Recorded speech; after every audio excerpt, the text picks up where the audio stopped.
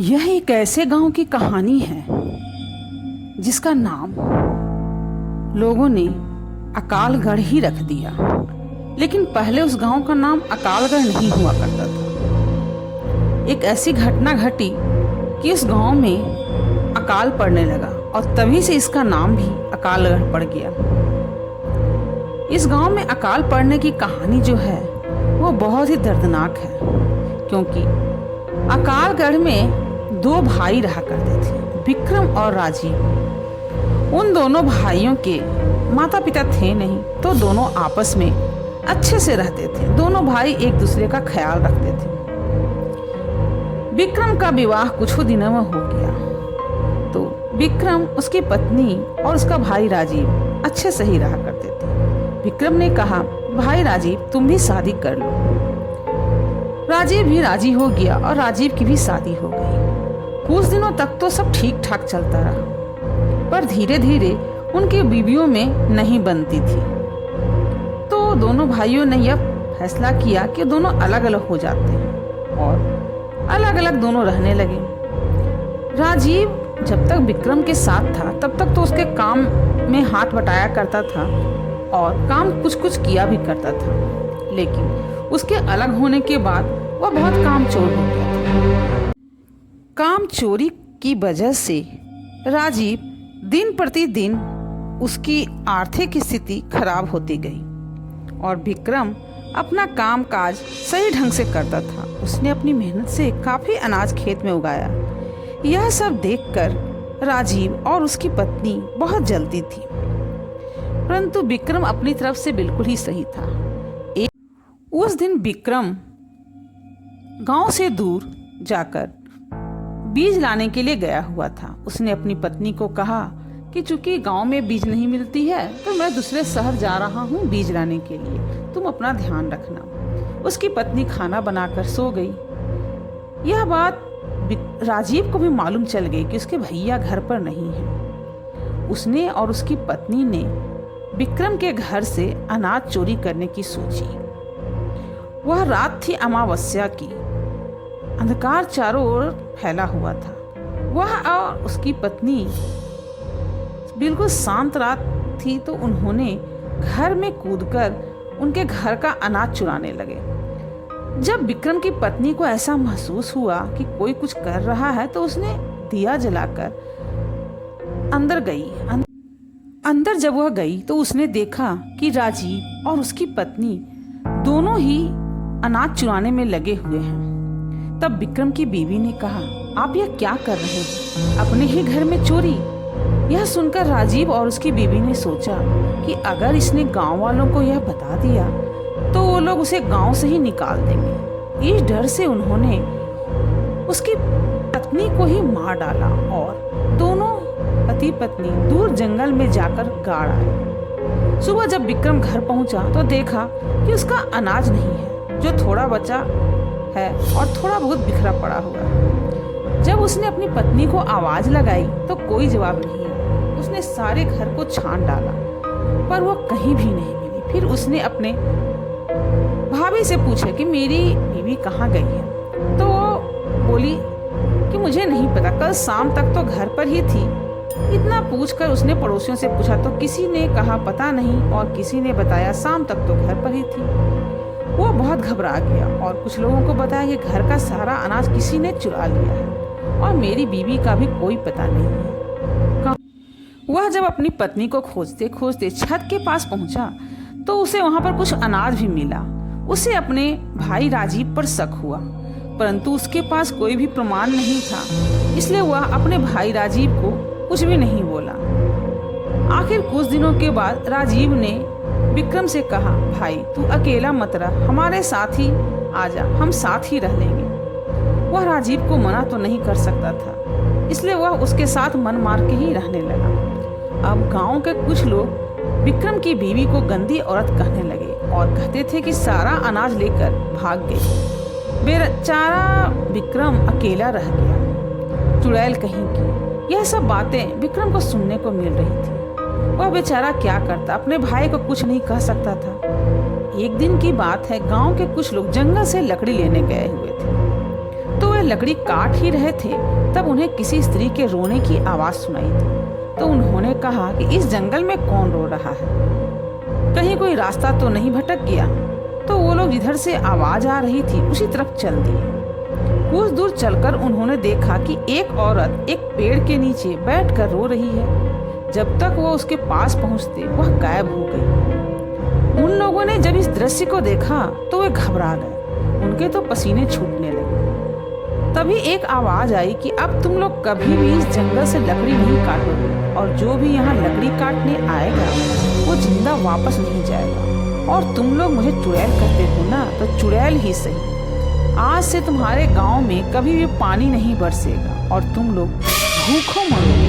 यहाँ सिर्फ अकाल पड़ेगा और हर अमावस की रात एक लाश तुम्हारे गांव में जरूर है। जाओ तुम सब गांव वालों को जाकर बता दो, आज से 2-3 दिन के बाद ही अमावस्या है। एक आदमी की मौत तो जरूर ही होगी और जिसने भी मुझे मारा है वो बचेगा नहीं। मेरा अनाज खाकर मुझे चुड़ैल करते। गाँव वालों, मैं तुम्हें छोड़ूंगी। आज तो मैंने तुम लोगों को बख्श दिया। जाओ जाओ जाओ, चले जाओ मेरे जंगल से, मुझे अकेला छोड़ो। जाओ, मुझे तैयारी करने दो और जाओ। फिर वह स्त्री रोने लगी। वे लोग इस कदर डर गए और समझ नहीं पा रहे थे कि ये स्त्री कौन थी जो इस तरह की बातें कह रही थी। एक आदमी बोला, अरे वह कह तो रही थी कि मेरा अनाज चुरा लिया और मुझे मार दिया। इसका मतलब वह विक्रम की ही बीवी थी जिसे किसी ने अनाज के लिए मार डाला है और वह अब चुड़ैल बन गई है। तभी अचानक से वहां पर एक तीव्र तूफान आया। सभी लोग आंधी में डूब गए। जब उन्हें होश आया तो वो भागो भागो चुड़ैल ऐसा कहते हुए गांव पहुंचे और गांव पहुंच के सारे ऐसे हाँफ रहे थे जैसे जिंदगी में इतना तेज कभी नहीं भागे होंगे। गांव वालों ने जब उन्हें इस तरह भागते हुए देखा तो कहने लगे, अरे क्या हुआ, तुम क्या चुड़ैल चुड़ैल बके जा रहे हो, आगे भी कुछ बोलो। उन लोगों ने कहा, अरे तुम्हें बोलने की पड़ी है और हमारी जान पर बनी है। अरे पर क्या हुआ, क्या तुम लोग इस तरह से क्यों हाँफ रहे हो, बताते तो हो। बताते हैं, पहले सांस तो लेने दो।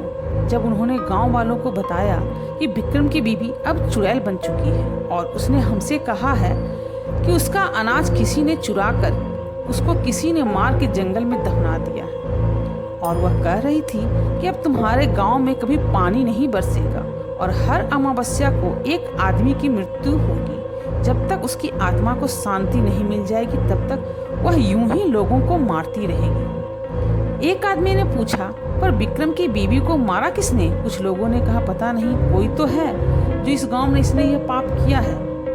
तब लोगों ने विचार किया कि एक हिंदू औरत को दफना दिया गया, जिससे भी यह काम किया उसकी वजह से सारा गांव और मुसीबत में पड़ गया। यह सुनकर राजीव भी वहां पहुंच गया और यह सब बातें सुनकर उसके तो होश उड़ गए। वह घबरा सा गया और कहने लगा, वह चुड़ैल कोई और होगी, वह चुड़ैल नहीं बन सकती, वह तो अनाज लेकर भाग चुकी है। कुछ लोगों ने कहा, अब तो अमावस्या की रात आने ही वाली है, पता चल ही जाएगा कि किसने उसकी हत्या की। चलो अपने अपने घर जाओ, अब सब लोग जो होगा देखा जाएगा। परंतु राजू के चेहरे पर तो 12 बज चुके थे। वह भागता भागता अपनी बीवी के पास पहुंचा और बोला, हम लोग अब नहीं बचेंगे। आज से ही 3 दिन बाद अमावस्या को वह चुड़ैल हमें मार डालेगी। उसकी पत्नी बोली, तुम पागल तो नहीं हो गए, तुम्हारी तबीयत तो सही है, क्या हो गया? चुड़ैल हमें मार डाली? कौन चुड़ैल? अरे वही विक्रम की बीवी जिसे हमने मार कर जंगल में दफना दिया था। दोनों पति पत्नी इस विषय में बात कर ही रहे थे कि विक्रम ने ये बातें सुन ली। वह अनजान बोलकर बोला, राजीव, कौन है जो तुम्हें मार डालेगा? राजीव ने कहा, कोई नहीं भैया। तब विक्रम ने कहा, कहीं तुम दोनों ही तो नहीं मेरी पत्नी को मार कर गाड़ आए हो और आज वह इस दर्दनाक जिंदगी को जीने पर पड़ी हुई है। लेकिन राजीव झेप गया और उसने बोला, नहीं भैया, हम लोगों ने नहीं मारा। वो और उसकी पत्नी अब बहुत परेशान थे। उनकी पत्नी सोच रही थी कि पहले तो वह मुझे मारेगी और राजीव सोच रहा था कि वह उसे मारेगी। दोनों ही डरे हुए थे। उन्हें समझ में नहीं आ रहा था कि क्या किया जाए। 2 दिन ऐसे ही निकल गए। सारा गांव डरा हुआ था। सब लोग यही बात कर रहे थे, पता नहीं आज किसकी मौत है। शाम होते ही सब लोग दरवाजा बंद कर सो जाते थे, पर विक्रम तो निफिक्र था। वह गांव के बाहर ही सोया रहा। कुत्ते भौंक रहे थे, पता नहीं कौन सी कयामत आने वाली थी। अचानक ही विक्रम को किसी स्त्री के रोने की आवाज सुनाई दी। विक्रम डर गया, लेकिन सावधान होकर बैठ गया। विक्रम ने देखा एक औरत रोते हुए उसके पैर की ओर आ रही है। उसके बाल बिखरे हुए हैं और आंखें चमक रही है। अंधेरे में भी चमकती हुई आंखें विक्रम को दिखाई पड़ गई और वह आकर एक साये की भांति खड़ी हो गई। विक्रम ने पूछा, कौन? तब वह रोते हुए बोली, तुमने मुझे पहचाना नहीं? क्या तुम भी गांव वालों की तरह मुझे चुड़ैल समझते हो? तुम्हारे भाई ने ही मुझे मारकर सारा अनाज चुरा लिया। तब विक्रम ने कहा, हाँ मैंने सुना, तुम्हारे साथ बहुत ही बुरा हुआ। अब तुम चली जाओ, तुम लौट जाओ, मैं भगवान से प्रार्थना करूंगा। वह चिल्लाई, नहीं, तुम्हें भी मेरे साथ होना चाहिए था। तुम भी इन गांव वालों की तरह ही क्या भगवान बन गए? क्या खाक ठीक करेगा भगवान? अब मैं इस गांव को बर्बाद कर दूंगी। और तुम्हारे क्या लगता है मैं तुम्हारे कहने पर तुम्हारे भाई को छोड़ दूंगी? नहीं, मैं इस दिन के लिए कितना रोई हूँ, कितना तड़पी हूँ, मैं उसे नहीं छोड़ने वाली। उन दोनों की आज ही मौत हो जाएगी। विक्रम ने कहा, नहीं, भाई के साथ तुम ऐसा नहीं कर सकते। वह बोली, तुम मेरे बीच में मत आओ, मैं भूल जाऊंगी तुम मेरे पति हो, हट जाओ। उसने उसे रोकने की कोशिश की। उसने विक्रम को ऐसा धक्का मारा कि विक्रम हवा में उड़ता हुआ जमीन पर आ गिरा और वह बेहोश हो गया। यह सब राजीव की बीवी गेट के छेद से ही देख रही थी। अब उस चुड़ैल ने गेट में धक्का मारा और उसकी बीवी के बाल पकड़ के बोली, चुड़ैल तो तू है, तूने मेरा सब कुछ छीन लिया, अब तुम्हें मैं नहीं छोड़ूंगी। उसने राजीव की बीवी को जोर से दीवार से दे मारा। उसका दीवार से सर फट गया और खून गिरने लगा। यह सब देखकर राजीव बाहर निकला। उसको बाहर निकलते देखा तो उसने कहा कि अब मैं तुम्हारी स्थिति भी ऐसी ही कर लूंगी। और गांव वालों, तुम भी कान खोल के सुन लो, आने वाली अमावस्या को सबको मैं खत्म कर दूंगी, सबके सब मरोगे। तुम लोगों ने बहुत ही मुझे गलत कहा है। इसके बाद ही अचानक सब कुछ शांत हो गया। गांव वालों ने समझा कि शायद अब वह चली गई है। उन लोगों ने विक्रम को उठाया, उसे पानी पिलाकर होश में लाया। विक्रम अपनी भाभी को मरा हुआ देखकर खूब रोया। राजीव भी बहुत ज़्यादा रो रहा था, उसके आंखों से आंसू निकल रहे थे। वह भी गांव वाले के सामने बहुत ही लज्जित हो रहा था। गांव वालों ने कहा, इसकी एक गलती ने हमारे जीवन को खराब कर दिया है, अब कोई भी गांव वाले नहीं बचेंगे। सुबह सुबह जाकर वो पड़ोस के गांव से एक तांत्रिक को बुला कर लाए। गांव वालों ने बताया कि सारी कहानी क्या हुई थी। तब तांत्रिक ने कहा कि वह हिंदू धर्म की महिला है और उसे दफना दिया गया। वह तो हाहाकार मचा देगी, उसे अगर मुक्ति नहीं मिली तो पूरा गांव खत्म हो जाएगा और अकाल भी आ जाएगा।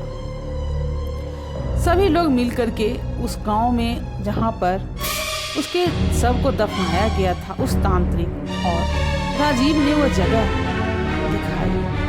उसके पति विक्रम ने वहां से कुदाली से उसके लाश को निकाला और उसके शव को जला दिया।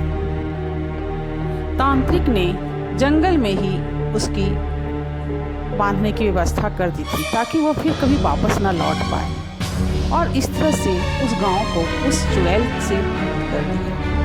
अब विक्रम भी अपने भाई के इस कृत्य पर बहुत ही ज़्यादा दुखी था। वह अब अपने भाई से अलग ही रहने लगा और अपने भाई को कभी भी माफ़ नहीं कर पाया।